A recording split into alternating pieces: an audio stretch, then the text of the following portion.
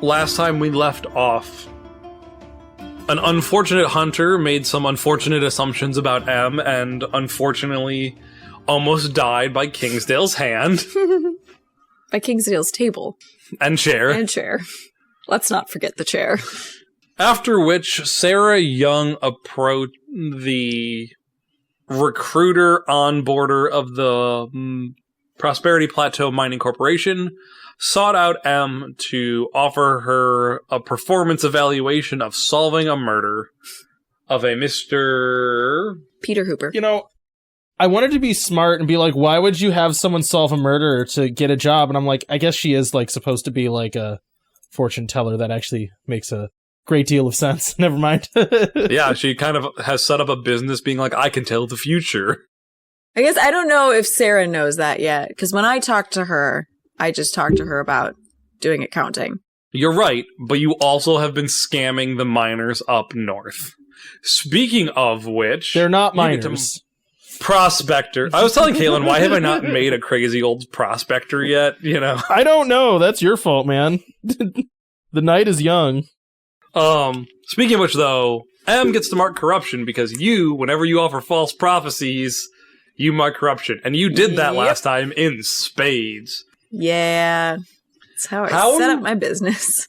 We should talk about that later, if how often you're offering false prophecies. I mean, I think I did that to get that guy's attention, but in general, I don't think she's offering false prophecies. Okay. Congratulations, you were the first one to get corruption. So, we are back in Saza's. The nice but still having the pardon our dust signs around strategically brothel of the Quiver Sand Tavern.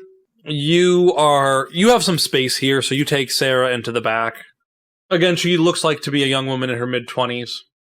Her hair looks a little bit less put together than last time you saw her, like she has been under a lot of pressure and stress, which you can guess has to do with the murder. So, yes, I need you to solve this murder, and then you can have a job. So I just come back to you with the name? Yep. Proof would be good. Proof would be good. Are there people that you have to, like, sell the story to? My higher-ups? You know, the people that kind of run. What if it's an answer they don't like? Do you still want to know? Yes, I do, because I think Mr.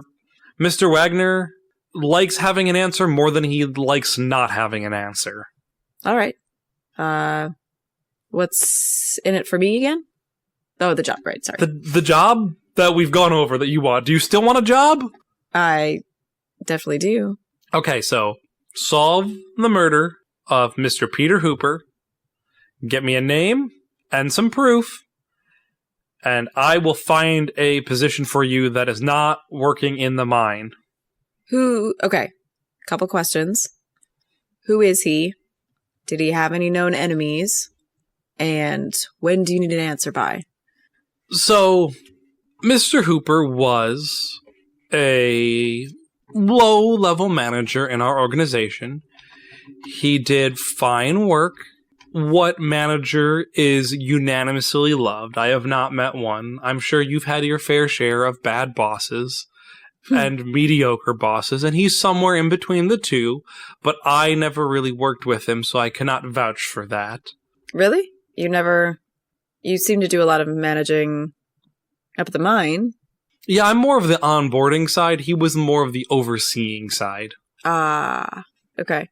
He was of a similar level of importance as me, though. He wasn't like someone super high up in our organization. He was found dead a little bit off the road up the mountain, and she can give you like a more specific location. This morning before first shift, so before 6 a.m. he was killed. What was the other questions you had? If she knows of anybody that he didn't get along with or didn't get along with him, or like had a beef with him. I think she vaguely answered that. She answered that as much as she was going to. Okay. Unless you push. You're welcome to push. But... And I'd like the answer as soon as possible, but I understand these things can take time. We want the right answer, not an answer. You'd rather me just give you something, even if it's... No, I said the opposite. We want the right answer, not an answer. Oh, okay. Can I put my hand on hers and say, we'll get this figured out, and then skim the surface? Yes. That's terrible. That's a 5. I inflict 1 harm on them and myself. Yay. What does this feel like for M as she touches someone and is rebuffed by their psychic barriers? So I think in general, like, her powers have been, or like her visions have been like oversaturated and too strong, and that generally gives her a headache. And I think this is, but usually it makes sense. It paints a scene, like tells a story. And in this case, it's just like a kaleidoscope of stuff that does not mesh and doesn't have a meaning. So it's just like this bewilderment with a side of a headache, you know? Okay, so you do this touch, and both of you pull back very quickly as you get insta-vision hangovers. Now, Miss M, I would ask you to stop trying to use your abilities on me every time we meet. Did I do it to her last time? You did it to her last time as well. Did I fail last time? No, you didn't. Oh, okay. That doesn't mean they don't know, necessarily. Also, she assumes, like, you are a psychic who is up at the mining camp setting up yeah, shop. because I don't know what you're talking about, but I think I maybe need a drink after this. She gives you a look. I'm sure you don't. Talking about, you don't know what she's talking about. Right, whatever. Yeah. People can take what they want. I can podcast. I'm good at this game. Sarah knows too much. Is her name Sarah? What was her last name? Young. I'm just calling it She Did It, just so you guys know she did it, for sure. That was also in my head, which is kind of why I wanted to skim the surface. Yeah. Yeah. I haven't figured out yet why she would come to me if she did it. You know, I think you would pick somebody worse. Maybe you guys should investigate. Maybe you guys should investigate. No, she did it. We're just gonna go to the Ed guy and be like, it was Sarah Young. She definitely did it. Oh, okay. Anyway, so I make my way back to Kingsdale and Saza. Kingsdale, you ready for that drink we agreed on? This is part of our predicting cards deal, by the way, not for you doing your job back there with Hubert. You pick the drink, I'll pick the location. Oh, this sounds wonderful. Can I join? Who are you? Lalurin.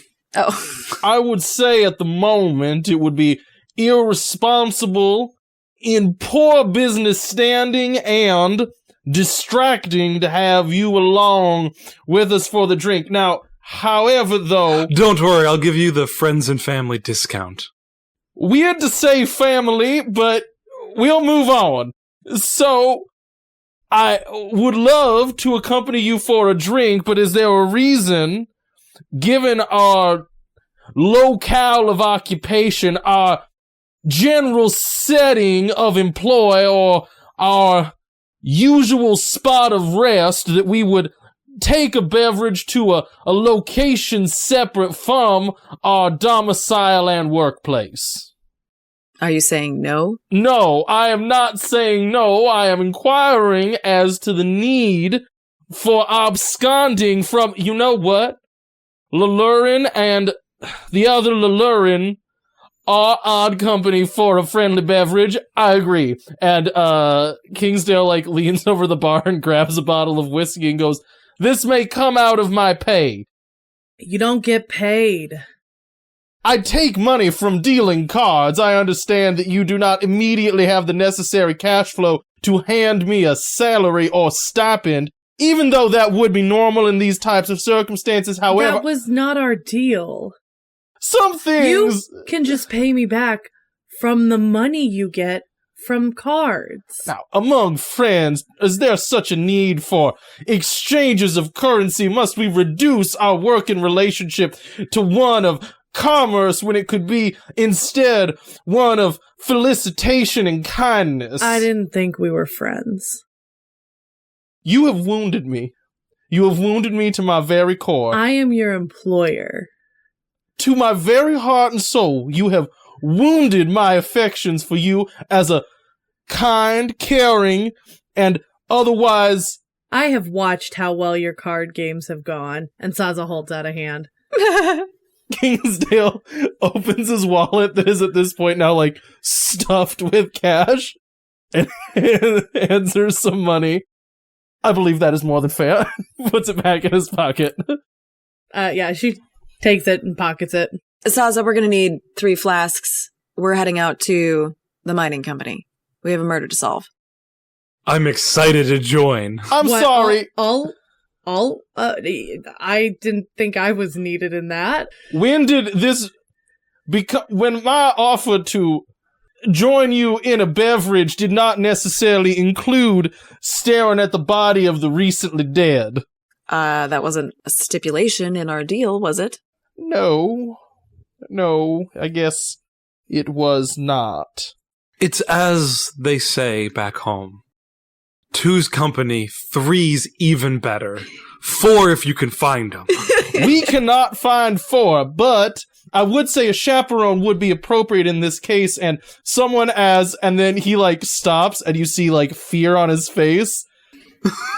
Matronly, as Saza would most certainly seem to be an appropriate... Please don't ever use that word around me again. That might be a time where you use 2 more words.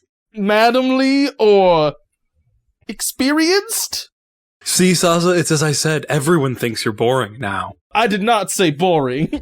I'll take experienced.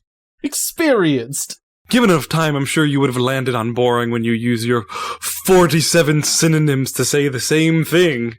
I do not at time like our co-workers. Let us go! Sorry, wait, hang on.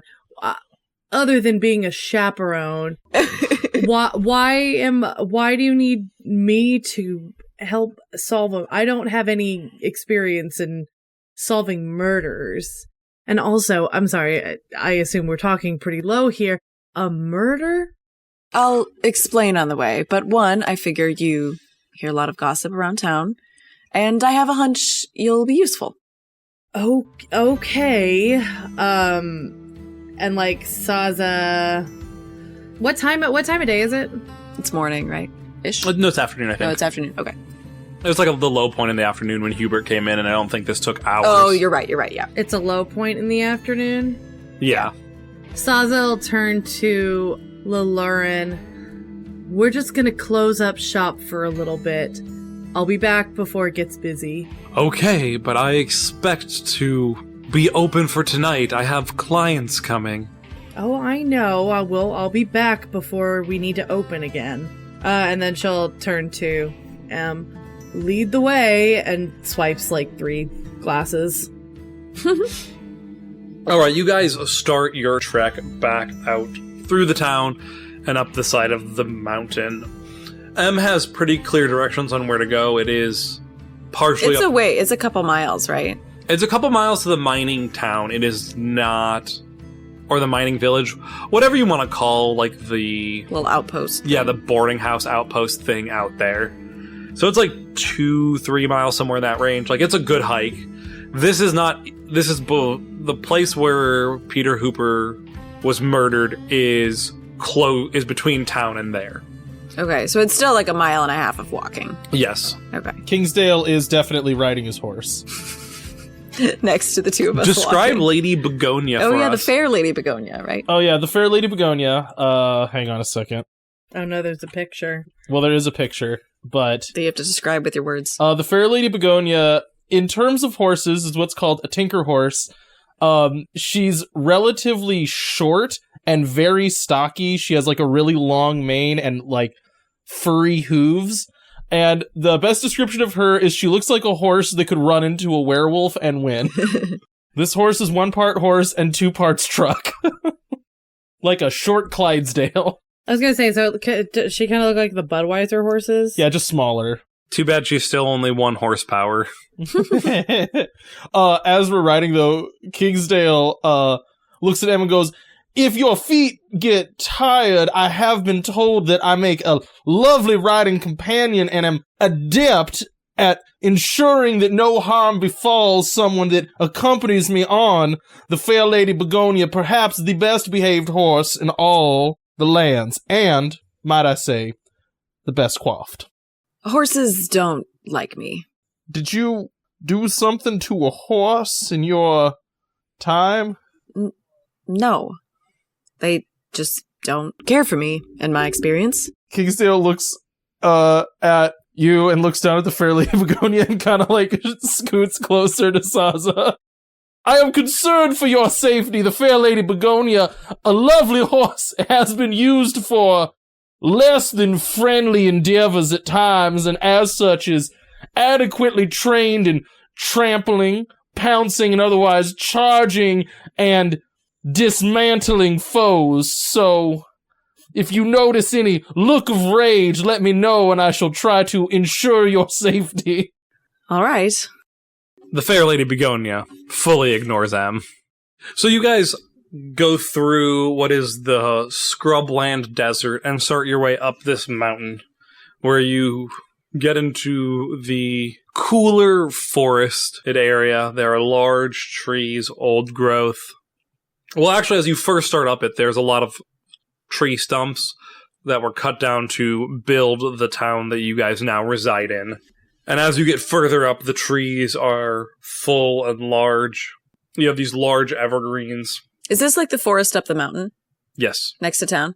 Yes. Okay. Can I check for Fae, since I know the Court of Iron is up here? That's going to be a roll, and I have to figure out what move I want to have you use for that. What did you say the name was? The Scrubland Desert? Yeah, it's that is. I was describing it. It's not like what you imagine with Wild West, where it's just like yellow sand everywhere. There's like small bushes and plants around. There's not really a notice in this game. There isn't. There kind of is. I'm going to make an argument for one, which is figure something out. Study a place of power is more what it is the notice check, but that takes time. What I'm going to say is, at a glance, you cannot, if you want to take some time out of your moseying up on the hill, you could study a place of power, which is like you could study the forest and see what's going on there. That's a circle move, though, so I'd have to do that at the circle move time, right? Like, that's how the game is played. It would take you a while. You would spend multiple hours doing this. It is not a 2-second move. Okay, so I don't see any signs of them, but like later I could investigate. Yeah, you could do a more thorough investigation of the forest to try to figure out. At a glance, there's nothing here. You see a trail going up the mountain. Okay. But that means nothing to you, since you know that Fae are a tricksy folk. Saza, was the Court of Iron still in town when you came? I don't know if I've had any interaction with them, so I can't say. She nods. Just keeps staring at the trees. As you make your way up, you eventually get to the place that Sarah, I know names, identified. It is a wide dirt road, and this road is wide enough that you could have 2 wagons going next to each other in opposite directions so that they can keep having trips of what they're mining from the mine constantly going into town, if they so please. They don't have to worry about, like, weird passes and stuff. A short distance off the road, you can see the body of Peter Hooper. Can I ask what his immediate wounds are? Yes. What I was going to ask, I have more description and I'm going to give you guys stuff. What would you all be doing in this situation as you find a body? Kingsdale is pretty obvious, like he's checking the wounds. No, not really. I would say actually Kingsdale is as much as possible trying not to approach it and is being very standoffish, but is also like kind of craning his neck, yeah. rubbernecking a little bit, you know, like, going on over there, but he's like staying on Lady Begonia and staying far away from a body. I feel like I might have answered this question in a vision, but I think Saza would be doing the same thing I said there. She's just kind of looking at it like in disgust. M's got the sense of deja vu that you get when your reality catches up to your vision, you know? But she does have psychometry, which is examining interesting objects. And since he is no longer alive, would his body be an object? Oh, no. You know, I'm going to say yes, but it feels gross saying it. You know what I mean? Yeah, I mean, it's not my favorite thing for Caitlin, but... You know what I'll say is you can use psychometry on it. We're not going to call him an object. That's fine. As you guys come up here, you have that feeling, you know, like when like you hit a loud noise, your ears are ringing and you're like a little like dazed as you look around as reality collides with what you know was going to happen. And it has that sense of like almost vertigo as you try to like reconcile, like I am not in a vision, I am in reality, like anchoring yourself. Kingsale, from your perch, you can't really see much. You are far enough away, like it's a short way off the road, and you can kind of see it, but you can't really get details of it. But what you do notice as you're like looking around and being like, I can't really see a ton, is that there is deep divots in the road here that are not from wagon wheels. Saza, as you are come close to get a look at this body and disgusted by it, you see the body of Mr. Hooper. You can see that he was dragged from the road to where he now resides, which is about 30 feet off and covered with some vague underbrush. Around his body are stamped down petals of a blue and purple flower that looks like it has a dying luminescence to it. As in, like, the luminescence is fading as we're looking at it? Yes, think of dying firefly. Okay. You also notice that he has claw-like wounds across his throat and chest. Kingsdale, you would also notice, like, what draws your eyes to these deeper grooves is there is quite a bit of blood on the road. How far do these grooves go? Like, do they go off for a while, or is it just right here? They're right here, and they are more potholes than tracks. So they aren't, like, tracks that lead off from here? No, but they are something unique. But first, while you think on that for a second, there's more details to be gleaned that I can talk to you about. But first, M, make your psychometry roll. I fail. It's a 6. You are doing bad. Yeah, Ask one. Yeah, ask one, but the answers you get overwhelm you. Take -1 ongoing for the scene. Ugh. For the rest of this investigation, you get, or this murder investigation scene right now, you get -1 to everything. Yeah. What secrets or mysteries has this body been privy to? You touch this body, and it has a cold and clammy feel of it being long deceased, long being relative, but as you quickly see a vision of Peter Hooper hiking through this forest, and you can't quite pinpoint where, but plucking these flowers that are glowing. The center of the flower is glowing a like lilac-ish purple, as each petal leaf has a deep purple that fades into a tealish blue as it is a pulsing light. And you see him pulling these up by the roots, and then you snap back into reality. It's an even worse headache. What unnerves you about this is you're like, oh, that was fine. And then you realize the entire vision, not just the flower. You're like, that flower was in color. And then you're like, that whole vision was in color. Like, there was nothing differentiating it from the real world. You had no obvious tells, and you get an even deeper sense of vertigo as you as you snap back into your own body and feel like you can barely stand up. That's narratively your -1. Right, yeah. So I think like kind of like had squatted down to like examine him, and she like goes to like stand up and back off and then just ends up kind of like sitting down, like with her knees, like with her arms on her knees, you know? Kingsdale hops off of the good lady Begonia and kind of like almost like backs his back up to the body and kind of crouches down in front of Em and hands her like a flask with some whiskey in it and goes, "Not to be presumptuous, but might I assume it is more than just seeing a cadaver that has elicited your spell?" I could use some whiskey, thanks. He kind of like looks at you and like you can see like on his face that he's like, I do not believe we should linger here. The marks and other paraphernalia around this body seem to imply violence that might still be present and watchful. Any ideas where to head to next? Would you like any more information about the stuff I said before you guys move on? The flower bits that you mentioned, or the flower petals, does it look like anything in this area? Anything that we have specifically seen around town or that I have seen around town? And does it look like... Okay, you said it's around the body. Does it look like... Is he like laying on top of them? Is it like outlining him? Is it like somebody put them down beside him to like I just a little bit more. Is it intentional or random? Yeah. Yeah, no. So to answer your first questions, no, you do not recognize them in any way. No, these are not flowers you have seen around town. Okay. The way it is around the body is it looks like someone, like he had a bunch of these flowers, someone took them and then trampled them beyond the point of hopefully recognition or at least usefulness for what you'd use a flower for. So it looked like he might have had them? Potentially.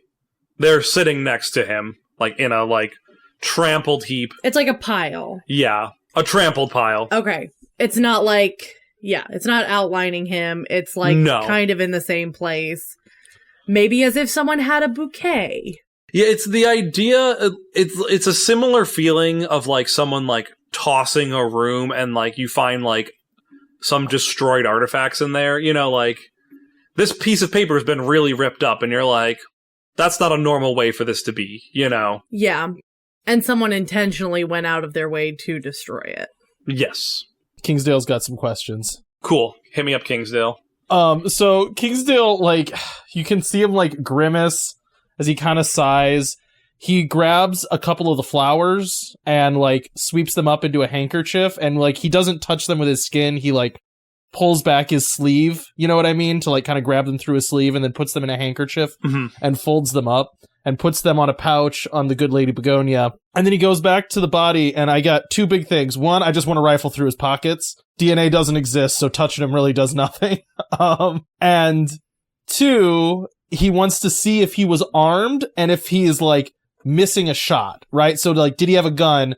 Was that gun fired once? Was it fired twice? Or was he unarmed? You know, did he have a knife in his hand?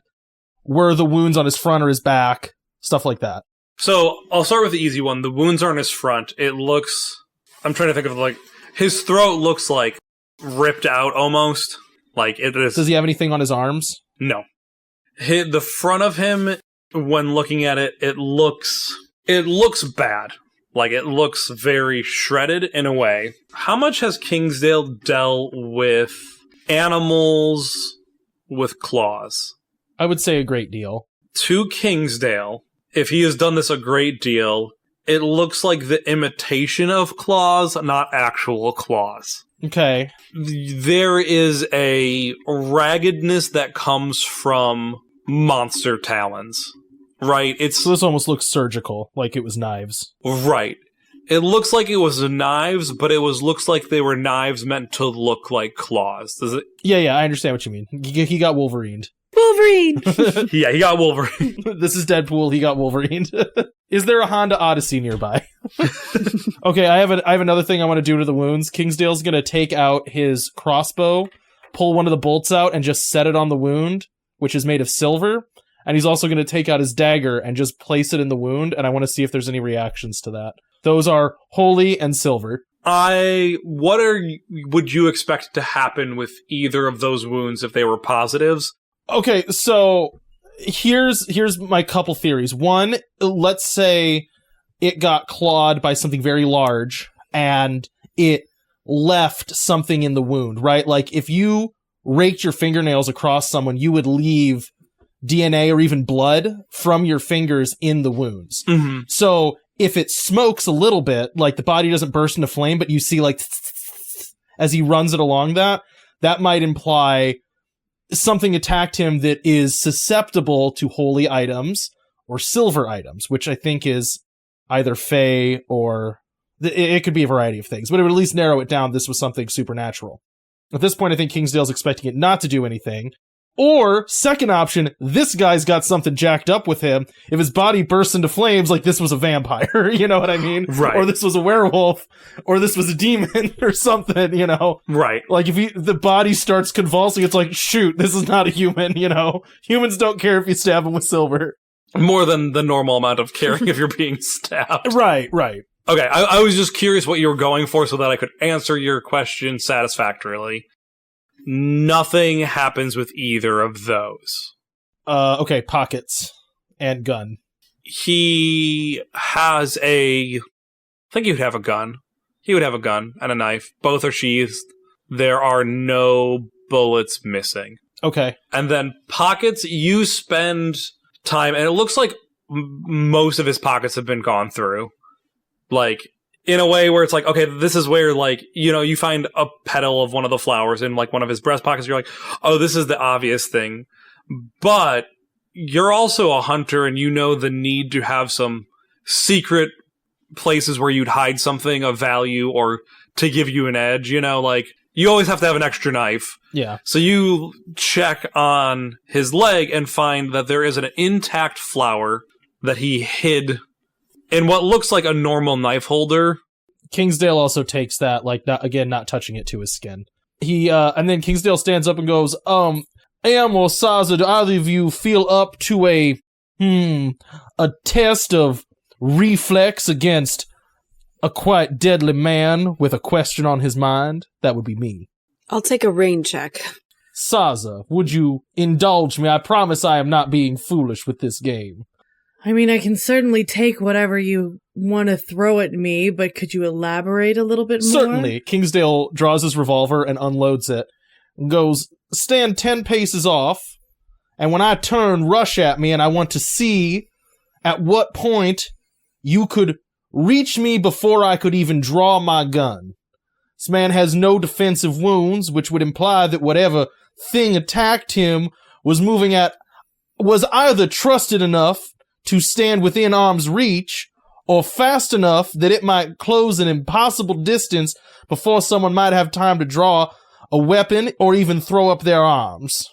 All right, I guess I can indulge you. Yeah, and then Saz will go.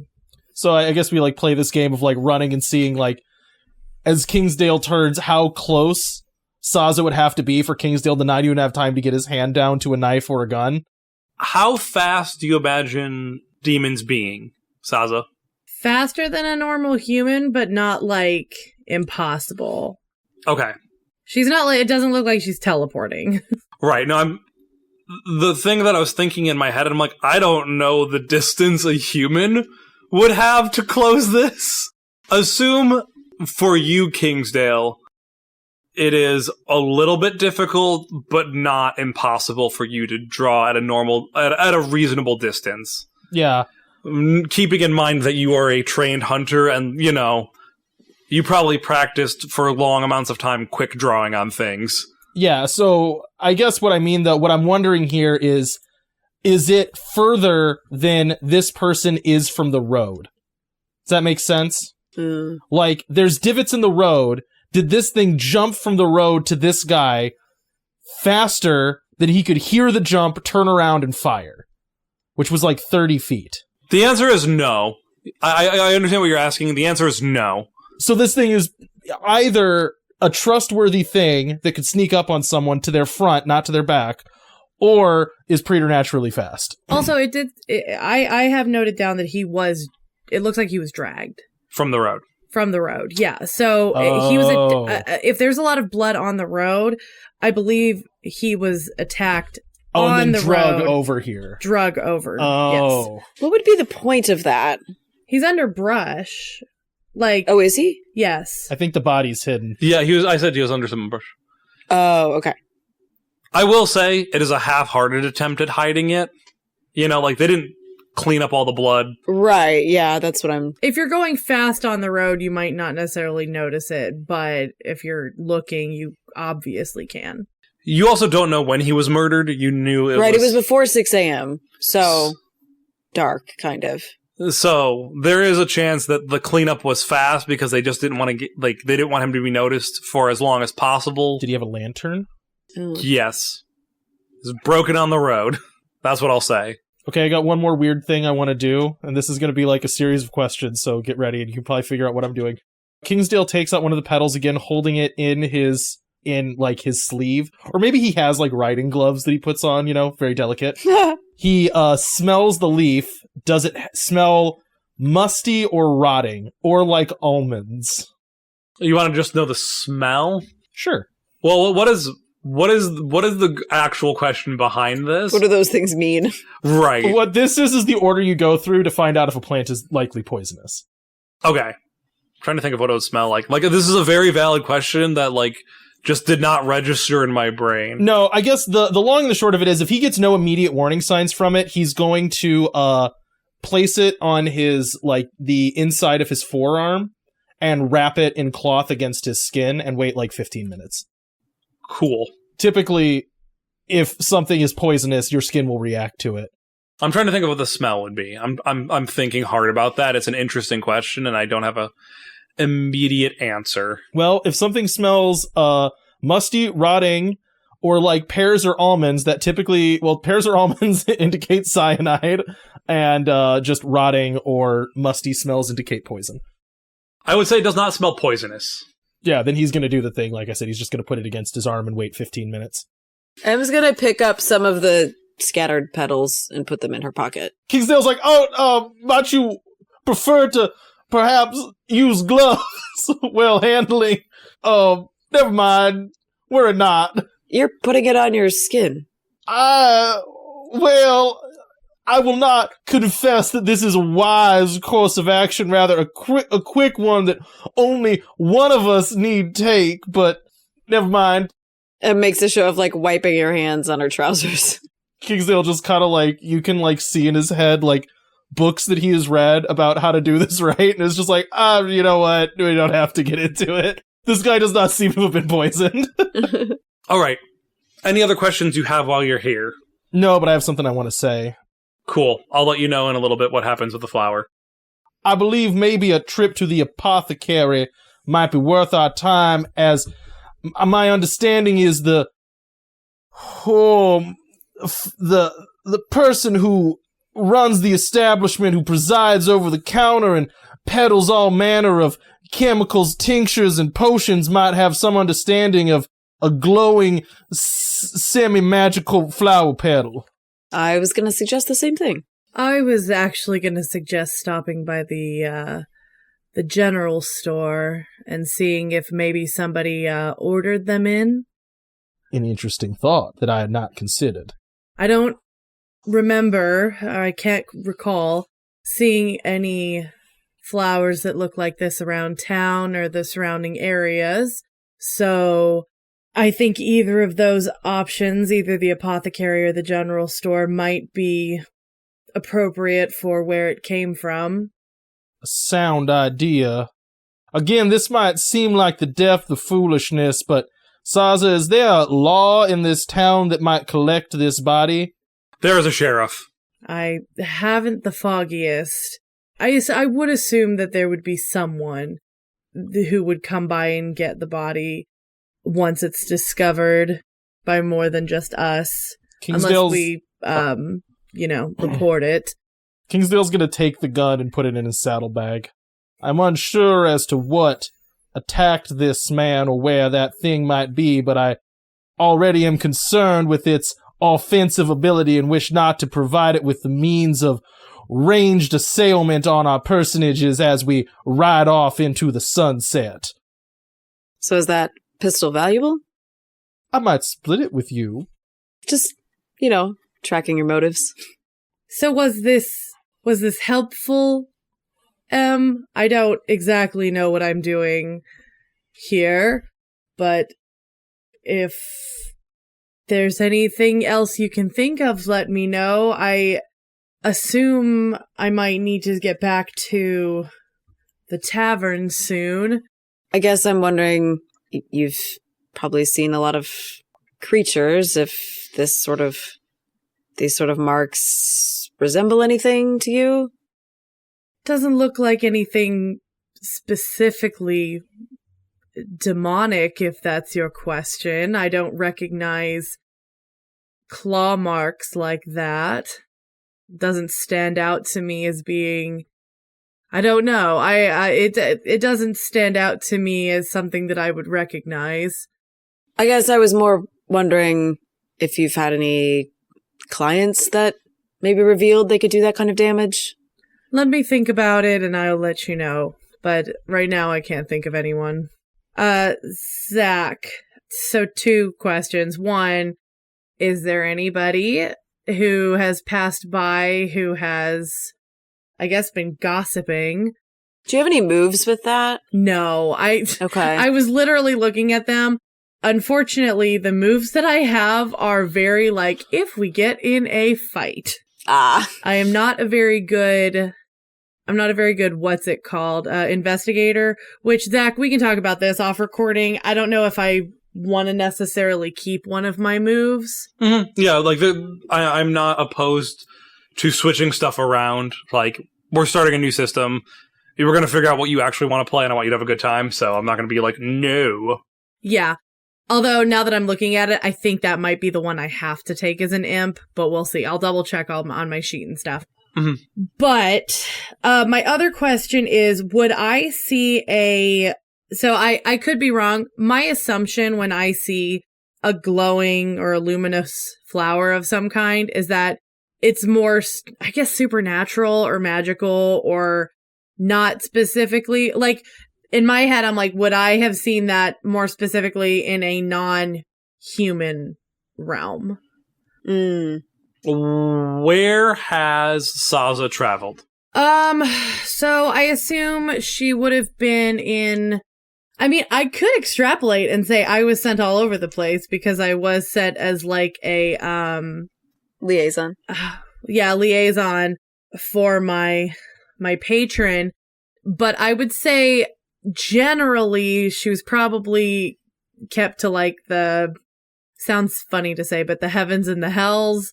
But I would have assumed that I would have had more contact with more magical or supernatural people until she was in the town out east, the city out east, and then it was more humans. Yeah. New Yorkoth, you named it, right? Yes, New Yorkoth. Make me a roll with your wild status. That's what you call it. That's how you roll with your circle. The wild circle, whatever number you roll for that. Yes. Okay, that's an 8. Okay. I'm also totally fine if the answer's no. I just figured that's probably the one thing I could add to an investigation. You have experience with this, and Kingsdale and I do not. What I will say, with it being a mixed success, it is a thought that is nagging at your back of your head where this doesn't feel... It feels like something from a different plane. You can't put your finger on where or what it is. It's that thing in the back of your mind where you're like, I've seen this before somewhere. And you just can't put your finger on exactly where, but you're like, it definitely was not Earth.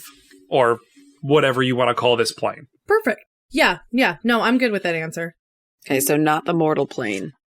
All right. Any other questions about anything up here before we head back to town? I don't think so.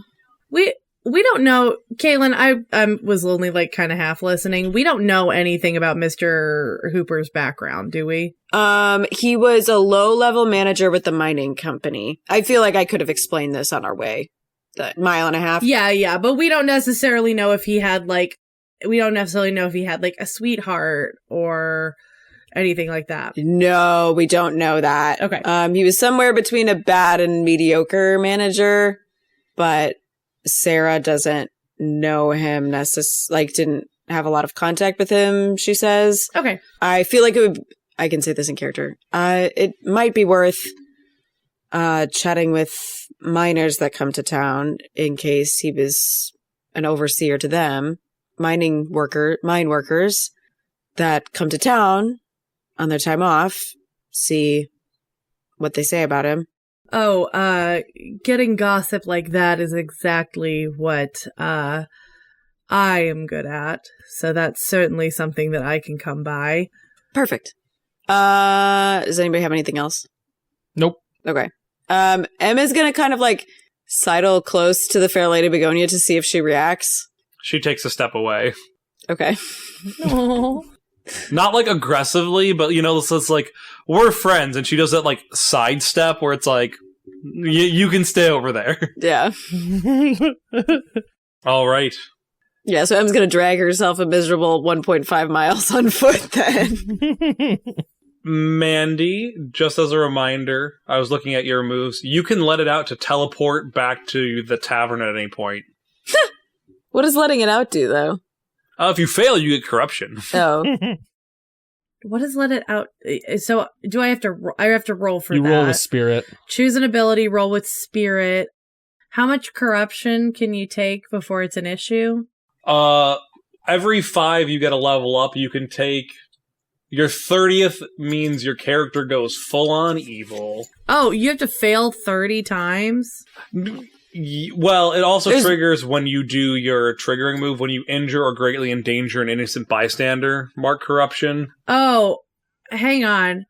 Would it be worth it to let it out to sniff out a secret stash in this area? Ooh. That's the one investigation move that I have. Sniff out a secret stash. To see if there's something that's hidden in this area. I kind of want to do that in the forest. Oh, that's not a bad idea. That could get us in a lot of trouble. Well, and we got no reason to hurry back. Like, we could take time and you could do a circle move of just seeing what's up with the woods, and Saza could... Yeah, you could do the circle move if you want to spend time. Okay. Studying a place of power takes time, but, like, it's more just, like... It doesn't have to be, like, weeks. It can be hours, Okay. I would say that Saza probably doesn't have hours since she promised to be back. Okay. So if we want to do sniffing out a secret stash, I could do that. Otherwise, like I'm cool with either the forest or this investigation area. Otherwise, yeah, she probably won't do the circle move in order to get back. We could start with, we could start with that, and then, if that doesn't yield anything, then do the circle move. I think it's more of a risk for her to do it, though. Is that cool? It's playing the game. I don't care. Okay, yeah. I don't think I'm a particularly good character either way, but... Like, risk assessment? I will say, for those keeping score at home, corruption gets easier to gain the more corrupted you get. Like, once you... Fair. Well, once you start getting moves that are called your corruption moves, where you can add extra stuff, you can start marking corruption to do other things. Like, something Mandy can pick up if someone nearby is about to suffer harm, she can mark corruption to suffer the harm instead. So there are ways to, like, as you start building corruption, it becomes easier to build up corruption. Additionally, if you guys ever switch playbooks, it resets your corruption to 0. What does evil mean? It says in this, you retire your character, they may return as a threat. So basically, I get control of them. Oh, shit. Okay. So I'm looking at my let it out moves now, and I can uncover the essential truth of a thing or person in your presence. What does that mean? I'm gonna guess the person needs to be alive. Well, it says person or thing. So, This poor Person or object character. or wherever in between the dead body happens to be. I would say it is go ahead. pulling away all glamours. Like, not revealing their true name, but kind of revealing their true name in, like, the Aragon sense. Would it, like, tell me, like, if he's a vampire? Would it tell me if Yes. he's a vampire? Okay. That might be worth knowing. I'm gonna do it. Well, I guess, has Kingsdale figured out anything? No. Kingsdale thinks he's human. No. Okay, maybe I won't. Yeah, because everything pointed, there was nothing, like, fishy going on. It's not like doing that would narrow down if he was, like, vampire or werewolf or something. I mean, it might, but Kingsdale does not have any reason to think that he was. No, it was like, he reacted to silver or something. Oh, right. Yeah, no, he did not. And it's like multiple monsters would react to silver, that would narrow it down. But like in this case, we don't have any reason to believe he's not human. Yes. Okay. I think we can move on. And Saza can sniff out a secret stash in the woods on our way back. Cool. Roll me that, Saza. Roll me that, let it out. Oh, poo. It's a 9. You almost avoided taking the corruption. I know. I was so close. All right, so you reach out and try to find a secret stash. And there's going to be nothing after all that. You reach out, and you've done this before for different items or different things, where it will give you a very specific location and how to get there. But the magical energies around here are such that for a second, you see the top of a hill, like on this mountain, that is clear of trees.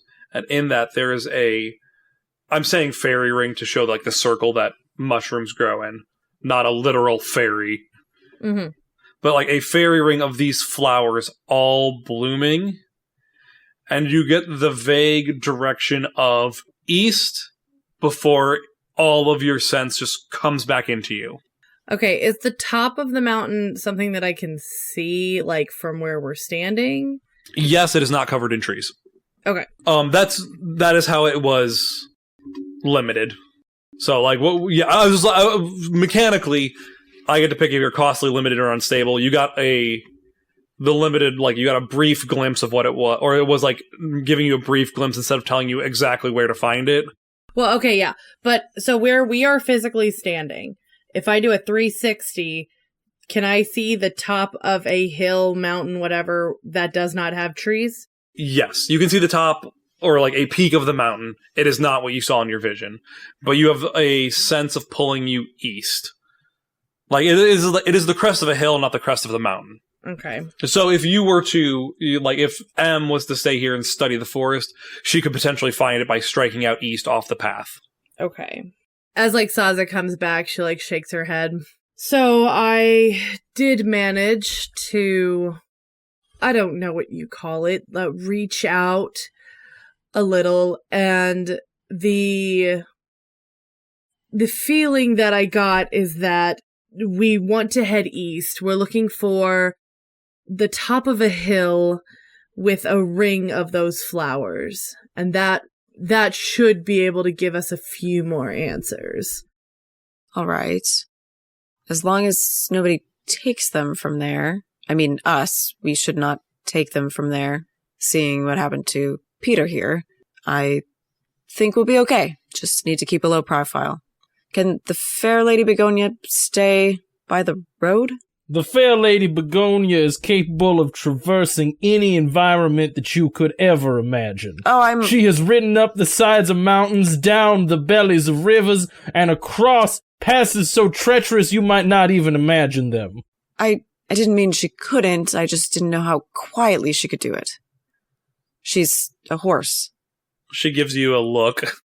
For this moment, I shall forgive the slander against the good Lady Begonia. By describing her? You see the fair Lady Begonia give you a look that says she's not forgiving this slander. I said she was a horse! You questioned how quiet she could be. She could be dainty as a mouse. She won't make noise going through the forest? No more than I shall. Great, okay. All right, and that's where we'll end this episode.